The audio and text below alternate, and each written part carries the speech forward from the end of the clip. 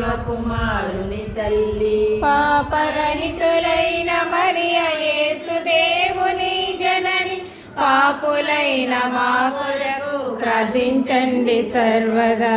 వందనం మరియ మాత, స్త్రీలలో అనుగ్రహీత, పావన జనని నీవు దైవ కుమారుని తల్లి. పాపరహితులైన మరియ యేసు దేవుని జనని, పాపులైన మా కొరకు ప్రార్థించండి సర్వదా.